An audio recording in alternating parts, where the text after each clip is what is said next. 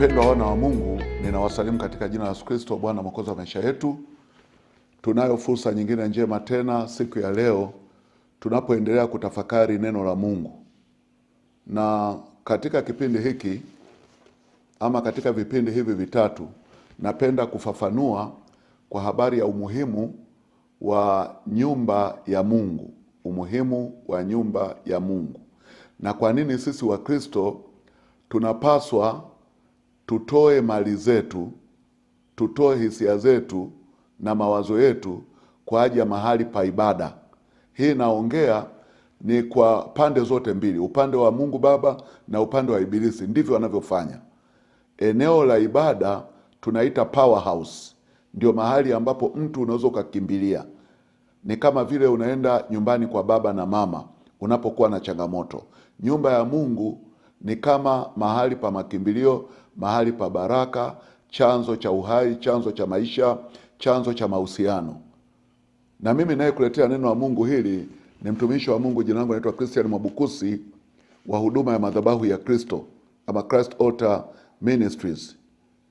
Na namba za simu ambazo ningependa tuwasiliane katika huduma hii kwa njia ya mahitaji ya kuombewa, lakini pia na mahitaji ya kusapoti huduma hii kwa njia ya sadaka zako, basi utatumia namba ya Vodacom 0768211785, Vodacom 0768211785. Lakini pia unaweza ukatumia Airtel 0692893294, 0692893294. Kwanza tuombe. Baba, tunakuja kwako tena wakati huu mimi pamoja na mwenzangu huyu, tunapokuja kutafakari maneno yako haya. Tunakuja kwako kwa toba katika damu ya Yesu Kristo. Baba, mimi nina changamoto zangu, nina limitations za kwangu. Kuna uzembe, kuna uvivu, kuna kuchoka, kuna kukawia na kuna kufanya dhambi moja kwa moja, ambako ninakuleta mbele zako nikiomba unisamehe, nikiomba unisafishe, nikiomba unitakase kwa damu ya Yesu. Ninaomba unisafishe kabisa. Naomba unitakase mikono yangu, takase moyo wangu, takasa uso wangu, takasa mwili wangu mzima, nafsi yangu, roho yangu na mwili wangu. Lakini pia naomba umtakase na mwenzangu anayesikiliza maneno haya. Ninaomba pia umtakase roho, nafsi na mwili, takasa maeneo yote. Naomba umtakase na fikra zake. Baba, ninakushukuru kwamba umetupa toba na msamaha katika jina la Yesu Kristo, Bwana Mwokozi wa maisha yetu. Ninasema asante kwa sababu sisi tuna kimbilio, na kimbilio letu ni katika msalaba wa Kristo. Mahali popote ambapo tunakosea, tunanyenyekea Bwana kwako, tunamwamini Yesu, tunaamini na matendo yake yote aliyoyatenda, tunaamini na maneno yake yote aliyoyanena. Na sisi sasa tunajipatanisha kwa neema hiyo katika msalaba wa Kristo kwa nguvu ya Roho wako Mtakatifu. Baba, ninakuomba sasa, Roho Mtakatifu atusaidie tunapotafakari maneno haya, aweze kutuongoza kwa utukufu wa jina la Yesu Kristo tuomba na kushukuru. Amen. Wapendwa wana wa Mungu, ninapenda nifafanue somo hili linalohusu umuhimu wa nyumba ya ibada. Iwe ni kanisa Katoliki, iwe ni kanisa Anglikana, iwe ni kanisa Baptist, iwe ni kanisa Presbyterian AIC, ama kanisa la Kiluteri, ama yawe makanisa ya TAG, FPCT, makanisa yote, Church of God, Christ Church, mahali popote katika Waadventista wa Sabato, nyumba ya ibada ina taswira kubwa sana katika ulimwengu wa roho. Ina taswira kubwa sana. Na kwa hiyo ngoja nianzie mwisho ili nirudi mwanzo kwenye suala hili. Kwanza tuanzie kitabu cha Ufunuo wa Yohana. Ufunuo wa Yohana ile sura ya 21 mstari wa 22 na 23. Ufunuo wa Yohana sura ya 21 mstari wa 22 na 23. Anasema hivi katika maono. Yohana anasema, nami sikuona hekalu ndani yake, ndani ya mji wa Yerusalemu mpya, kwa maana Bwana Mungu Mwenyezi na Mwanakondoo ndio hekalu lake. Kwa hiyo kule mbinguni, Yohana anasema hakuona jengo la hekalu. Aliondoka duniani kukiwa na taswira ya jengo la hekalu, lakini alipoenda mbinguni hakuona hekalu. Kwa nini? Kwa sababu mbinguni hekalu ni Mungu Baba, hekalu ni Kristo Yesu. Haya, ukienda mstari wa 23, na mji ule hauhitaji jua wala mwezi kuuangaza, kwa maana utukufu wa Mungu huutia nuru, na taa yake ni mwana kondoo. Sasa twende tena kwa ufafanuzi hapo. Anasema mji ule hauhitaji jua wala mwezi kuuangaza, kwa maana utukufu wa Mungu huutia nuru, na taa yake ni mwana kondoo. Kwa hiyo hekalu, picha iliyojificha sasa, hekalu ndio chanzo cha nuru, hekalu ndio taa na ndio chanzo cha nuru kwa huo mstari. Kwa hiyo kule mbinguni hakuna jengo la hekalu, kwa sababu Mungu Baba Mwenyezi na Kristo ndio hekalu. Kwa hiyo kule mbinguni tutakuwa katika uwepo wa Mungu Baba na Kristo wake, tutakuwa katika uwepo. Ni kama vile ambavyo mimi niko ndani ya nyumba, lakini sasa kule ukuta huwezi kuuona kwa sababu ukuta utakuwa mbali sana. Kwa hiyo ule mji mzima unakuwa katika uwepo wa Mungu, uwepo wa Mungu na Kristo wake. Lakini pia chanzo cha nuru ya huo mji ni utukufu wa Mungu mwenyewe na Kristo wake. Kwa hiyo hekalu ndio chanzo cha nuru, ni mahali pa nuru, panatakiwa kuwa mahali pa nuru. Hekaluni panatakiwa kuwa mahali pa nuru. Kwa maana nyingine, haya majengo ya makanisa yanatakiwa yaombewe sana, yatakaswe sana, yahusishwe katika kuwa chanzo cha nuru. Hata kama kwingine kote kuna giza, lakini ndani ya kanisa kunatakiwa kuwe nuru, chanzo cha nuru. Kwa hiyo nilikuwa nataka uone hiyo picha. Kitu cha kwanza ni kwamba lile jengo la kanisa ambalo tunaingia ndani yake kwenda kuabudu, lile jengo linaitwa Mungu Baba na Mungu Mwana, lile jengo. Kwa sababu anasema hamjui kwamba miili yenu ni hekalu la Roho Mtakatifu. Kwa hiyo Mungu Baba na Kristo wake, ndani yake yumo Roho Mtakatifu. Kwa hiyo tungechukulia kwamba Mungu Baba na Kristo ni mwili, afu Roho Mtakatifu yuko ndani yake.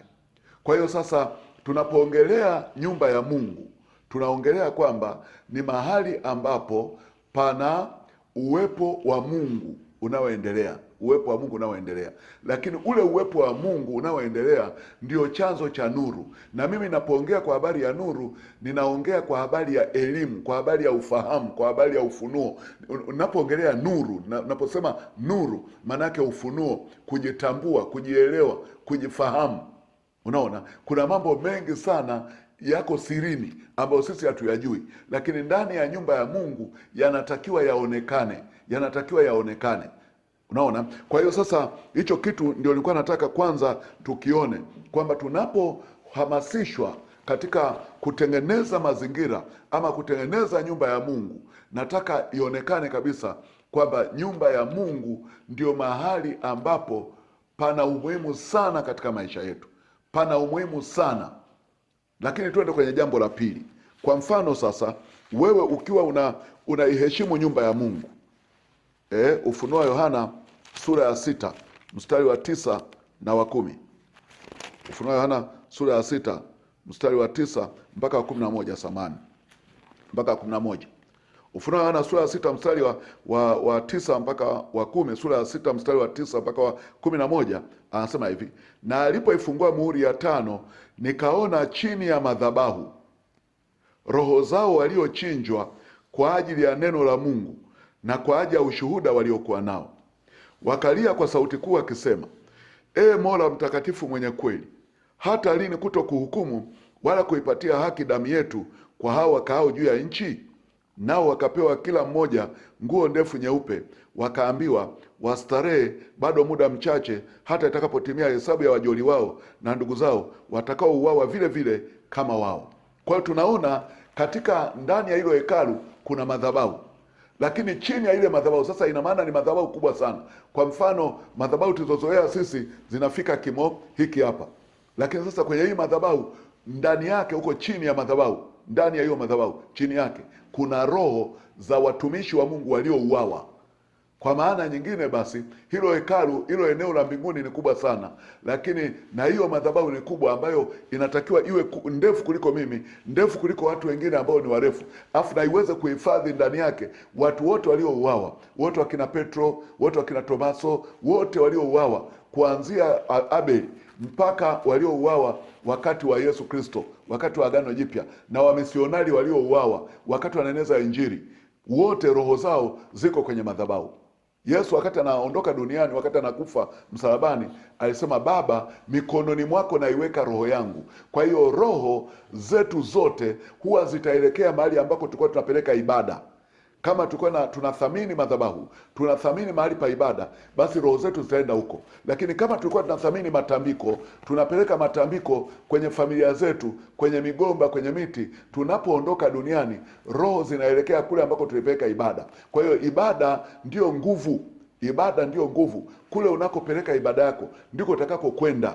Lakini katika Agano la Kale, zamani kabisa, kwa kitabu cha Mwanzo 15, Mwanzo 15 ule mstari wa 15, Mwanzo 15:15, Mungu anamwambia Ibrahimu, lakini wewe utakwenda kwa baba zako kwa amani, utazikwa katika uzee mwema. Utakwenda kwa baba zako, utakwenda kwa baba zako. Zamani watu walikuwa wakifa kabla ya Agano Jipya.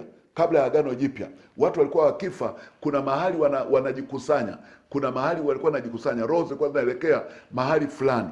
Kwa hiyo kwa mfano, labda kama sisi tungekuwa tunatambika kule Mbeya, basi hata kama ningefia Marekani, roho yangu ingeondoka Marekani, ingeenda kule ambako nilikuwa napeleka ibada. Kama ni Mbeya, labda kila mwaka tulikuwa tunachinja wanyama, tunachinja mbuzi, tunafanya nini, kwa hiyo roho zingekuwa zaelekea kule. Baada ya Yesu kuja na alipofanya kitendo cha kutoa sadaka, alifungua mbingu, alifungua mbingu, mbingu zikafunguka. Hata wakati anabatizwa mbingu zilifunguka, wakati anapaa mbinguni mbingu zilifunguka, na kila anayemwamini yeye anakuwa mahali Yesu alipo. Anasema itakapokuwapo hazina yako, ndipo utakapokuwapo na moyo wako. Unaona? Lakini Yesu alisemaje? Baba, nataka hawa ulionipa wawe pamoja nami popote nilipo, wapate kuutazama utukufu wangu. Kwa Stefano wakati anauawa alisema, ninamuona Mungu Baba kwenye kiti cha enzi na ninamuona Yesu mkono wake wa kuume. Ninamuona Mungu Baba kwenye kiti cha enzi na Yesu kwenye mkono wake wa kuume. Sasa alipokuwa anaona, anavutwa kuelekea huko. Kwenye Ufunuo Yohana ile sura, Ufunuo Yohana tena ile sura ya 11, Ufunuo na sura ya 11 mstari wa 11 mpaka 12. Na baada ya siku hizo 3.5 roho ya uhai itokayo kwa Mungu ikawaingia, wakasimama juu ya miguu yao, na hofu kuu ikawaangukia watu waliowatazama. Wakasikia sauti kuu kutoka mbinguni ikiwaambia, pandeni hata huku. Wakapanda mbinguni katika wingu, adui zao wakiwatazama. Kwa hiyo huo ndio unyakuo unavyofanyika, kwamba mtu unaelekea mbinguni. Lakini zamani ilikuwa ukifa, kabla ya Yesu Kristo, ilikuwa unaenda kukusanywa mahali ambako baba zako wako, ambako waliokutangulia, mababa na mababu na nani. Ndio maana Mungu anasema, nawapatiza wana maovu ya baba zao, hata kizazi cha 3 na cha 4. Unaona? Kwa hiyo sasa tunapomwamini Yesu, tunawekewa eneo pamoja na Yesu. Tunawekewa eneo pamoja na Yesu. Kwa hiyo nilikuwa nataka uone kwanza kwamba nyumba ya Mungu katika ulimwengu wa roho, katika ulimwengu wa roho, tafsiri yake ni uwepo wa Mungu mwenyewe. Nyumba ya Mungu ni uwepo wa Mungu. Sisi tunajenga kwa matofali, ile ni ishara, ile ni ishara. Matofali tunayotumia ni ishara. Angalia kwenye kitabu cha Kutoka sura ya 25, sura ya 25 mstari wa 1 mpaka wa 9. Bwana akanena na Musa akamwambia, waambie wana wa Israeli kwamba wanitwalie sadaka, kila mtu ambaye moyo wake wampa kupenda, mtatoa kwake sadaka yangu. Sadaka utakazopokea mikononi mwao ni hii: dhahabu na fedha na shaba na nyuzi za rangi ya samawi na za rangi ya zambarau na za rangi nyekundu na nguo ya kitani safi na singa za mbuzi na ngozi ya kondoo waume zotiwa rangi nyekundu na ngozi ya pomboo na mti wa mshita na mafuta ya ile taa na viungo vya manukato kwa yale mafuta ya kupaka na kwa ule uvumba wenye harufu nzuri na vito vya shohamu na vito vingine vya kutiwa kwa ile naivera na kwa kile kifuko cha kifuani. Nao na wanifanyie patakatifu ili nipate kukaa kati yao. Sawasawa na hayo yote ni kuonyeshayo mfano wa maskani na mfano wa vyombo vyake vyote, ndivyo mtakavyovifanya. Mstari wa 40 anasema, nawe angalia ya kwamba uvifanye kama mfano wake ulioonyeshwa mlimani. Sasa Mungu anamwambia Musa, waambie watu wa kwako ulionao kwamba kama kila mtu anitolee sadaka, ambaye moyo wake anasukuma na moyo kutoa sadaka. Alafu kwa hiyo sadaka tengeneza mazingira kama ninayokuonyesha huku mlimani. Musa alipopanda mlimani hakuwa tu kwenye mlima, lakini alikuwa anaona maono ya kule mbinguni jinsi kulivyo. Mungu alimwonyesha Musa mbinguni kulivyo, unaona, akamwonyesha jinsi ya ile hema ilivyowekwa, akamwonyesha ule mfano, akaambia sasa, ukishuka waambie hao Waisraeli, kama mtu yoyote anapenda, usimlazimishe, anapenda kutoa sadaka, basi watoe sadaka, na ile sadaka waitumie katika kujenga nyumba ya ibada, waitumie katika kujenga nyumba ya ibada. Anasema ili mimi Mungu ninayekaa mbinguni nije nikae pamoja nao, nikae pamoja nao. Tunapoongelea habari za Yesu Emmanuel, manake ni Mungu pamoja nasi. Kwa hiyo ndio tafsiri yake.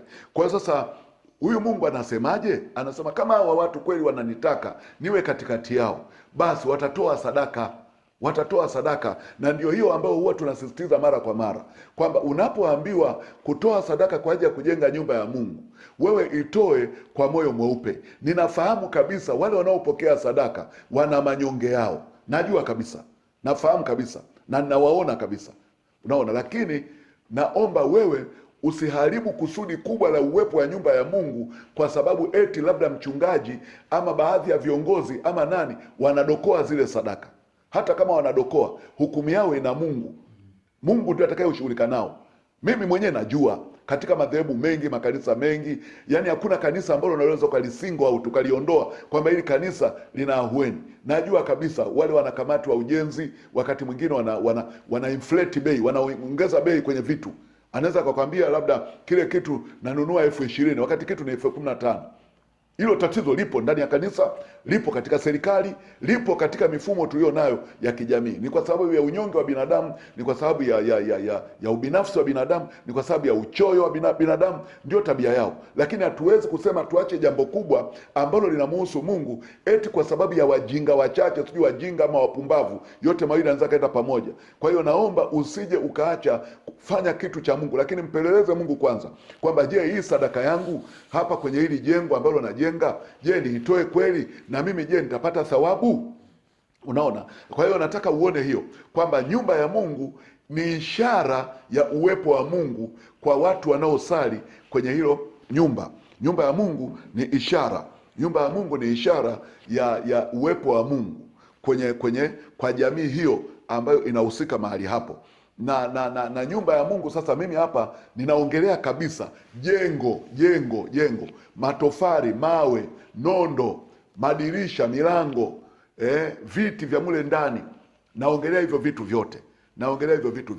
Lakini tunapojenga, tujenge kwa imani. Kila jambo lisilofanyika kwa imani ni dhambi. Kwa unapojenga, jenga kwa imani. Ndio maana nimeamua kuleta hili somo kwamba watu waelewe. Tunaposema kwamba watu wajenge nyumba, tena ukiwa na akili, wakati mwingine kama una hela za kutosha, wewe mwenyewe unaweza kaamua kwamba okay, mimi acha nijenge. Naweza mimi nikatoa labda 50% ya gharama yote ya kujenga kanisa. Naweza nikatoa 70%. Unaruhusiwa kufanya kitu kama hicho kwa ajili ya Mungu wako. Na lakini ufanye kwa uaminifu, ufanye kwa imani, Kwa hiyo nyumba ya Mungu ni ishara ya uwepo wake. Sasa ninapoongelea uwepo wake, watu wengine hawawezi kuelewa. Sasa tuchukulie labda kwa taifa letu hili, rais anaposafiri kwenda kwenye mkoa mwingine, tuchukulie rais anaondoka labda makao makuu afu anaenda labda mkoa wa Mtwara, na tuchukulie kwamba anaenda na msafara labda wa magari, anaweza kaenda kwa ndege, anaweza kaenda kwa msafara. Atakapofika Mtwara, ni kama taifa zima linakuwa limehamia Mtwara. Ndio tafsiri yake, taifa zima linakuwa limehamia Mtwara. Sasa kule Mtwara, kama TANESCO alikuwa na katakata umeme hautakatika kwa wakati wote ambao rais atakuwepo kule. Kule Mtwara, kama maji yalikuwa hayapatikani kwenye mabomba, maji yatapatikana kwa kipindi chote ambacho rais atakuwepo kule. Kule Mtwara, kama kulikuwa kuna majambazi hawatakuwepo kwa kipindi chote ambacho rais atakuwepo kule. Kwa kuna faida ya rais kuwepo kwenye eneo fulani, unaona, kwenye eneo fulani. Kwa hiyo ninachotaka uone ni hicho. Na wakati mwingine wale wafanyakazi wa serikali, labda mkuu wa mkoa, mkuu wa wilaya, mkurugenzi wa mkoa, mkurugenzi wa wilaya, na mkuu wa polisi, mkuu wa jeshi la wananchi wa hilo eneo la tuseme wa vikosi vilivyoko huko kwenye huo mkoa, utakuta wote wanakuwa wanamsikiliza huyu rais. na barabarani hutaona trafiki wanasimamisha magari kusema hebu nataka niangalie faini. Yaani watu wote wanatembea kwa uhuru kabisa. Kwa hiyo kwenye lile eneo ambalo rais anakuwepo, watu wanakuwa huru na wanapata relief kidogo, kunakuwa hakuna pressure, hakuna tension. Hata watu wa TRA ambao walikuwa wanafuatilia mapato wanatulia kwanza, wanamsikiza mheshimiwa. Kadhalika na Mungu Baba anapokuja, ufalme wake unakuwa umekuja. Ndio maana nasema kwamba ufalme wako uje. Unaposema ufalme wako uje, mashushushu wa mbinguni wanakuja, polisi wa mbinguni wanakuja, wanajeshi wa mbinguni wanakuja, madaktari wa mbinguni wanakuja, manesi wa mbinguni wanakuja, mafundi umeme wa mbinguni wanakuja na kila kitu. Kwa hiyo Mungu kuwepo katikati yetu, kwetu sisi ni faida. Kwake yeye ni gharama. Mungu kuja kwetu ni gharama, lakini sisi tunapata faida, kwa sababu rais akija ndani ya nyumba yako, hata kama ulikuwa unapika chai yako, anakuja na vyakula vyake. Rais akija anakuja na vyakula vyake. Kwa hiyo wale mashefu wa rais kama wamekuja kwenye nyumba yako, ndio watakao kupikia. Kama na madaktari, watoto wako wakiugua ndani ya hiyo nyumba, madaktari wa rais ndio watakao watibu watoto wako. Kwa hiyo anapokuja Mungu, anapokuja katikati yetu kwa njia ya sisi kutoa, kumtolea, sisi ndio tunapata faida. Kwa hiyo niombe jambo moja, kwamba Mungu Baba atusaidie tuwe na roho ya utoaji kwa ajili ya nyumba yake. Tuwe na roho ya utoaji, na mahali popote ambapo tumekuwa wavivu, tumekuwa wachoyo, tumekuwa wagumu, Mungu Baba atusaidie. Tuombe. Baba, ninakuja kwako pamoja na wenzangu wote, ninawaleta mbele zako watu wote wanaomwamini Yesu Kristo kama Bwana na Mwokozi wa maisha yao. Ninakuja kwako kwa ajili yao Bwana, nikiamini kabisa ya kwamba wewe Mungu Baba unataka tuinvest katika kazi yako, unataka tuwekeze katika utumishi wako. Nami nakuja mbele zako Bwana na watoto wako wote ambao hawa tumeshirikiana maneno haya. Nimekuja kuyasema maneno haya ili kwamba siri za rohoni zipate kujulikana kwa watoto wako. Wako watoto wako wengi wanaonung'unika Bwana, wanapoambiwa kwamba watoe sadaka kwa ajili ya ujenzi, watoe sadaka kwa ajili ya kifaa fulani kanisani, kwa ajili ya viti, kwa ajili ya kitu chochote, kwa ajili ya madirisha, kwa ajili ya milango. Baba, mimi nakuja kwako, ninaomba utusamehe. Hata mimi mwenyewe nimekuwa sio mtoaji mzuri katika ujenzi wa nyumba yako. Ninaomba unisaidie Bwana, naomba unisamehe, naomba unitakase, naomba unirehemu. Unavyonisamehe mimi, naomba wasamehe na wengine wote. Lakini pia ndani ya kanisa wako watu wengine ambao wana misuse, wanatumia vibaya pesa ambazo zinakusanywa kwa ajili ya nyumba yako. Wako wanaodokoa, wako wanaoiba, wako wanaodanganya bei, wako wanaodanganya kwenye tenda kwamba fulani ndio aje ajenge. Wako watu ambao wanafanya vitu vya uwizi na udokozi, wanaokwamisha kazi yako, na Roho wako Mtakatifu anahuzunika. Mimi nakuja mbele zako Bwana, ninaomba msamaha wa dhambi kwa huzuni yote ambayo tumeisababisha kwa Roho Mtakatifu. Ninaomba Roho Mtakatifu wa Mungu utusamehe, utusaidie. Sisi ni watoto wako, wewe ni mama mlezi katika maisha yetu haya. Umetuvumilia sana, unayaona mambo mengi tunayoyafanya hapa duniani, unahuzunishwa kila wakati, lakini nakuja kwako Bwana, ninaomba utusamehe kwa jina la Yesu, ninaomba ututakase kwa jina la Yesu. Ndani ya kanisa kwa sababu ya wizi na udokozi kumeonekana ushirikina, pia kumeonekana uzinzi na uasherati, kumeonekana pia uuaji. Kuna mahali ambapo watu wanachukiana mpaka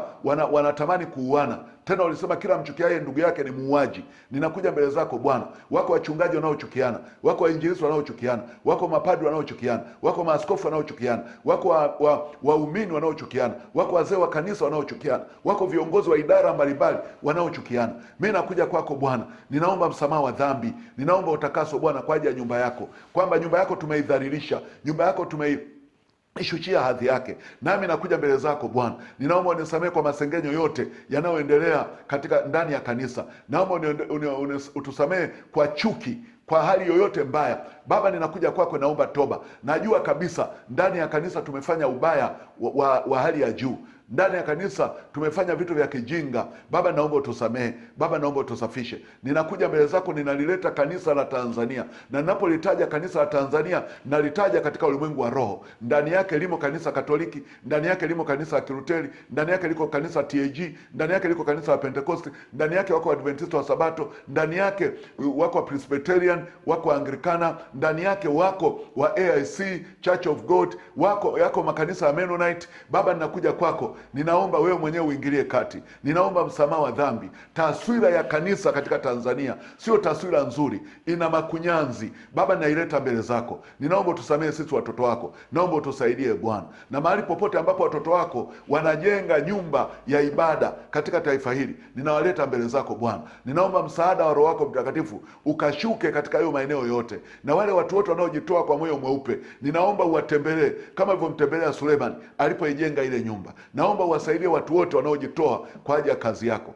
Baba. Ninaomba ujitwalie sifa, lakini pia kanisa la Tanzania hili ambalo linaonekana katika ulimwengu wa roho, jengo kubwa la kanisa la Tanzania, naleta mbele zako Bwana. Ndani yake ninanyunyiza damu ya Yesu, nanyunyiza damu ya Yesu kama ambavyo Musa alinyunyizia ile hema na vyombo vyote vya ibada katika jina la damu ya Yesu. Nanyunyiza damu ya Yesu katika kanisa la Tanzania, na wanyunyizia watakatifu wote waliomo ndani ya hayo makanisa damu ya Yesu Kristo. Baba, ninaomba neema yako ionekane kwetu, kwa utukufu wa jina la Yesu Kristo tunaomba na kushukuru, amen.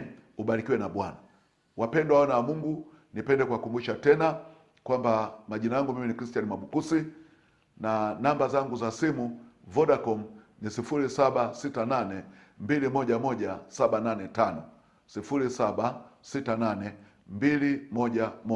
0768211785, na pia Airtel ni 0692893294.